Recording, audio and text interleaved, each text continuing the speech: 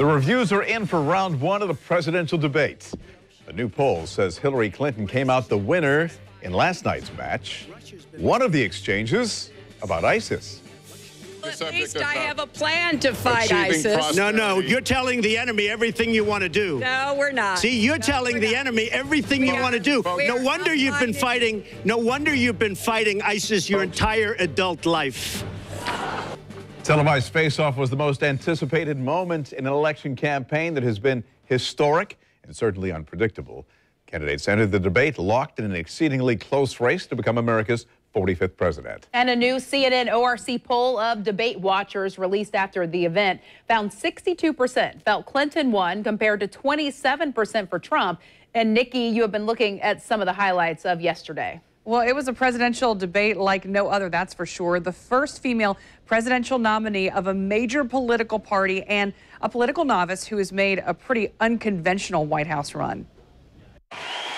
Hillary Clinton trying to hammer home the idea that Donald Trump isn't able to back up a lot of his policies and promises and isn't prepared to be commander-in-chief. I think Donald just criticized me for preparing for this debate. And yes, I did. And you know what else I prepared for? I prepared to be president. And I think that's a good thing. Donald Trump trying to paint Clinton as a politician who wouldn't bring the change the country needs. Hillary has experience, but it's bad experience. We have made so many bad deals during the last, so she's got experience, that I agree, but it's bad experience. Two candidates both face challenges when it comes to trust and transparency, and Trump was pressed on if and when he'd release his returns.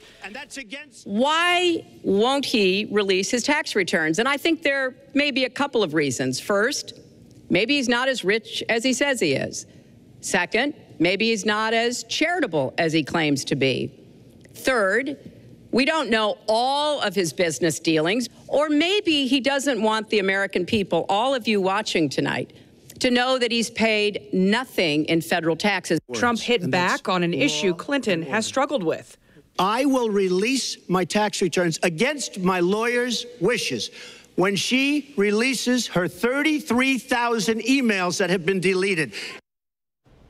So Clinton responded to that as another example of bait and switch. So these two candidates will face off again. That's going to happen on Sunday, October 9th. That's going to be at a town hall in St. Louis. And you will continue to see them campaigning right here in the Sunshine State. In fact, Trump is actually scheduled to appear at Melbourne International Airport. That's tonight at 7 p.m. Clinton plans to campaign on Friday in Broward County. Bruce? So a lot of you have been weighing in on the high points from the debate. Let's talk about what happened last night. Pastor and political consultant Dr. John Newman back here on the morning show. When you analyze the debate, fair to say that Clinton was prepared and Trump was Trump? I think so. I think that Trump was pretty strong when it came to the issues at the very beginning of the debate. He hit her pretty hard on jobs and trade. But as the debate wore on, I think he got weaker. And she really hit him hard on taxes, on issues of gender and race. When you do an overview of what happened last night, two clearly different messages. Trump seemed to tap into voter anger, and Clinton played it safe. Well, it's almost like a head and heart dichotomy. Hillary is very good in dealing with data. She's a policy wonk. Donald has tapped into the anger of the electorate who have felt since 2010 with the Tea Party election and that wave, who've been angry, even at their own party. And so he's really talking to them in ways that attach an emotional value to this election that we probably haven't seen in a long time. Any missed opportunities? I think some missed opportunities. I think that she could have hit him very hard when he talks about jobs, creating jobs. Why in the world then are all the jobs you're creating for your clothing line and for your barware and everything else, why is that being produced in other countries? But she's done that in some of her ad campaigns. She has, but last night well, the data's not really in yet, but about 100 million people were watching. This was an opportunity to do that. I don't think that she did, but she hit him really hard on the issues that matter as it relates to race. The birther issue that he has not given a good answer for was a very strong response from her. There was a CNN ORC poll that came out overnight. It gave Clinton a 62% to 20-something edge. I don't think that poll is particularly fair because it skews largely Democratic. Is there anything that's happened in the course of last night's exchange that is going to change the needle?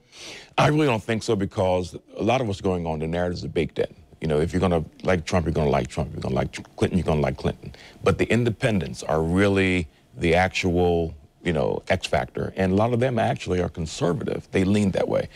But do they want to vote for someone who appears not to have the temperament, who appears to have some kind of racist and misogynist tendencies? Those are the things that you saw Hillary going after, because they believe very clearly that that electorate at the independents do not want to vote for someone like that. And they're parking with Gary Johnson, but they want to eventually get them over to the Hillary column. Yeah, well, you've got the independents. You've also got the undecideds. When you look at debates historically, let's go to recent history. Barack Obama against Mitt Romney. Debate 1 and debate 2 were dramatically different. Romney had on the fistcuffs and won debate 1. Barack Obama came back squarely in debates 2 and 3. What do you expect from debate 2 between Clinton and Trump? Well, I've met Kellyanne Conway, and she is a brilliant strategist. And I'm sure that they're doing some changing for the next debates. And if there is any caveat, it would be that Barack did very poorly in the first debate, and then Romney came back. I expect that Trump will probably come back as well. And he'll probably watch his split screen shots. I'm sure that they're going to coach him to not be as exasperated. Yeah, that was just terrible. Are you saying he may prepare this time? And you know what? Do not write me, because Donald Trump said I don't have to prepare because I know it. He'll probably prepare differently next time. Certainly, he has his own way of doing things, but I think just as we've seen the effect of Conway on him tampering down in many ways, being more disciplined, I think they're going to try to do that for the next debate. There's a very tenderly put political answer. People will blame me just for being liberal media. John Newman, appreciate you being here. Thanks, it is 8:06. As you can imagine, Twitter blew up during the course of the debate. People from all sides responding to the candidates' comments throughout the evening, and millions of you checking out the issues on the web. At 8:15, I'll talk with a trends expert from Google to see about the hot button issues. And at 8:30, hear reaction from local voters. At 9, a look at how people reacted on Twitter. Mel? All right, Bruce, thank you.